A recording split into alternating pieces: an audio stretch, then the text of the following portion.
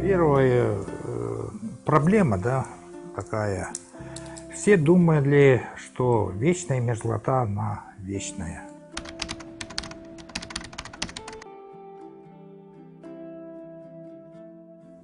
И никто не думал, что какие-то потрясения будут, какие-то катастрофические рисковые ситуации будут. Ну, даже советская власть об этом не думала. Вечная мерзлота, оказывается, она изменяется.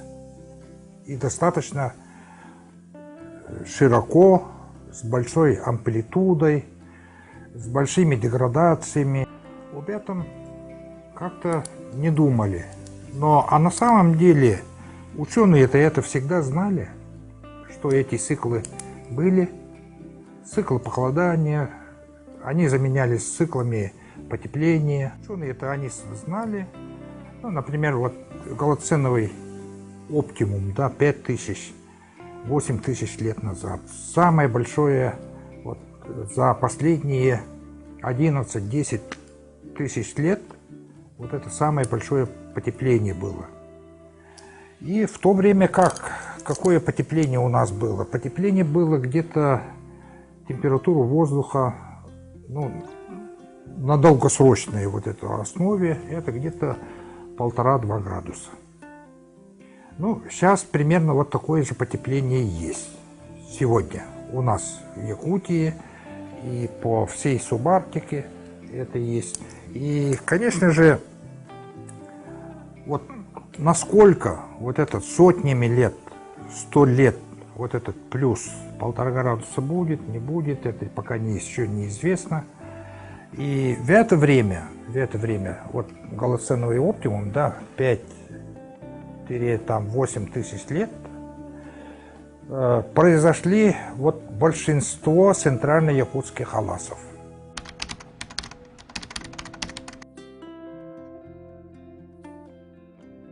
А как они произошли?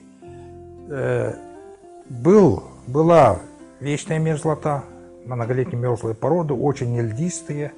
Вот эти льдистые породы, они начали таять. Даже практически мы и не знали, что вот, почему они таяли там и так далее, да. А молодой японский ученый приехал, у нас работал, изучал остатки древесного угля в аласных отложениях. И он доказал, что вот эти, ну, раньше гипотезы были, что пожары, они вызывали вот деградацию вечной мерзлоты там и так далее. Но он доказал количественно, что действительно эти наши аласы образовались из-за больших лесных пожаров. И эти лесные пожары, какое количество и вот этих остатков древесного угля в этих отложениях, да, и на какой глубине, с каким возрастом там и так далее, вот он все полностью расписал. И, конечно же, это дало нам очень большой толчок. Вот это, понять вот этот механизм потепления. Второй вот этот аспект вот этого потепления, да, это потепление, это 80% сильно льдистых мерзлотных ландшафтов, да, они выстояли и прошли это потепление. И до сих пор мы вот эти остатки, вот этих, да, 80% вот этой вечной мерзлоты, которые не растаяли, мы сейчас имеем. Это вот то, что вот где мы живем, и конечно же, вот аласы это значит деградированные участки, а межаласья, они, которые остались, не деградировали, да, они сохранились, устойчивыми оказались, да. А почему устойчивыми оказались, да? Опять же, вот догадывались, тоже. А сейчас уже твердо знаем, что вот наша тайга, она сохранила. Вот это, когда вот пожаров не было больших, да, пожаров не было вот в нашей тайге, и вечная мерзлота, она не деградировала, не разрушалась. Вот такие есть нюансы в изучении вечной мерзлоты и понимании, в каких ландшафтах мы живем, и какие вот эти ландшафты, да, и как с ними вот это обходиться.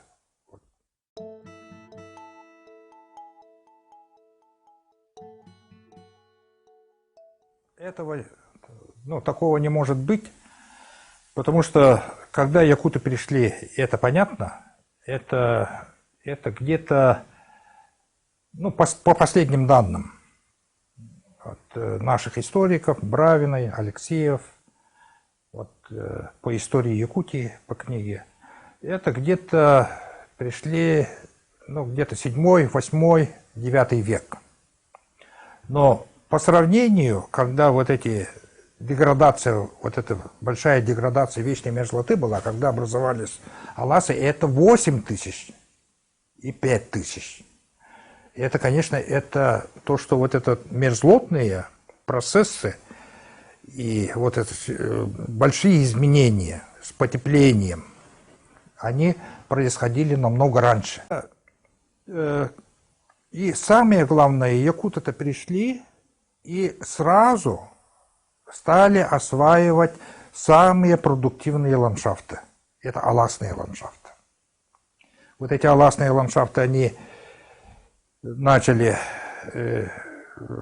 осваивать, сельское хозяйство развиваться стало, развивали.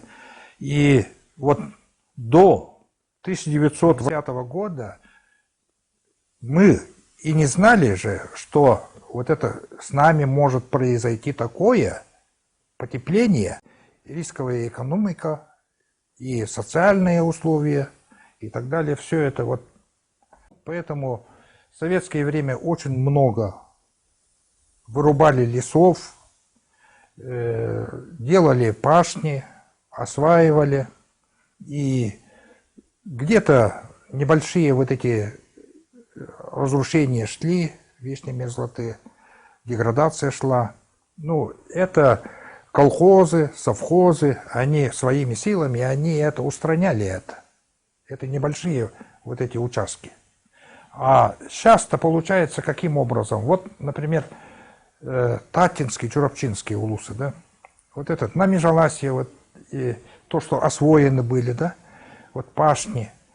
В нашем институте сейчас посчитали, да, от 40 до 50% этих пашин, они деградировали. До 50%. И потепление-то еще продолжается. И, конечно же, это очень большая проблема. И с этим, то, что мы изучаем вечную мерзлоту, да, и, конечно же, это очень печальных моментов, негативных моментов очень много с вечной мерзлотой. И то же самое, прогнозы. По мерзлоте работает очень много ученых в мире. Это Америка, Канада, вся Европа, Япония, Китай, Корея. Короче, практически все изучают. А почему изучают? Потому что вечная мерзлота занимает 1/4 часть суши. Земли. Нашей Земли. И содержит, эти мерзлые породы, они содержат очень много органики. И эта органика, когда мерзлота деградирует, когда положительная температура становится, да, эта органика начинает разлагаться. Бактерии начинают разлагать. Эти бактерии, и идет эмиссия парниковых газов. Короче, освобождается эта органика, превращается в углерод, углекислый газ, метан. И, конечно же, это играет очень большую роль в активизации потепления климата. И поэтому вот изучение вот этой вечной мерзлоты, оно просто необходимо для всего человечества. Это не только нужно, как вот нам жить здесь. Да, и, конечно же, это играет очень большую роль вот это в общем потеплении вот Земли целиком. Вот такие проблемы есть.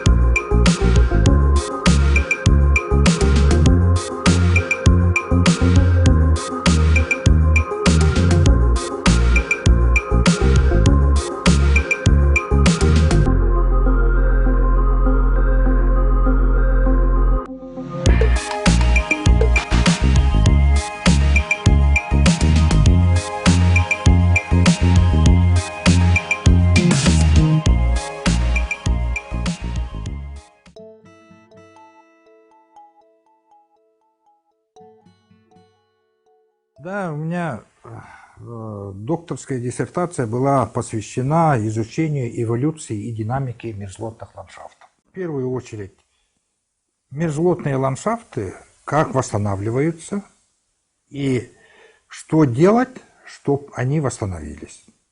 Вот это изучил.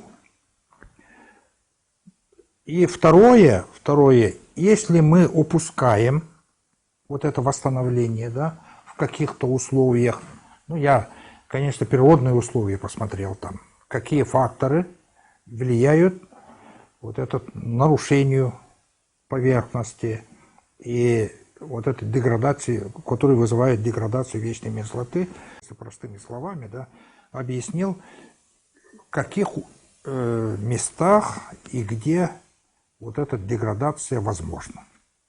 Если деградация идет, то какими темпами может идти и вширь, и вглубь. В пространстве, где вот это лежит, вот такие вот эти карты, как составлять вот такие карты, и чтобы оценивать это.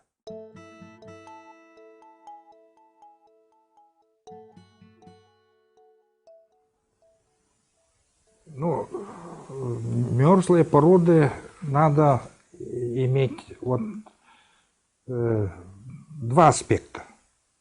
В первую очередь это аспект, который вот этот верхние горизонты вечной мерзлоты и их влияние на жизнь человека.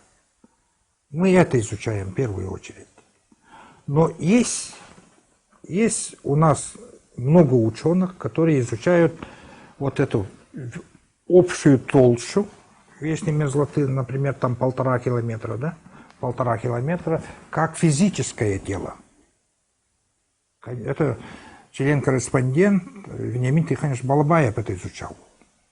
И, конечно же, это тоже большая научная проблема.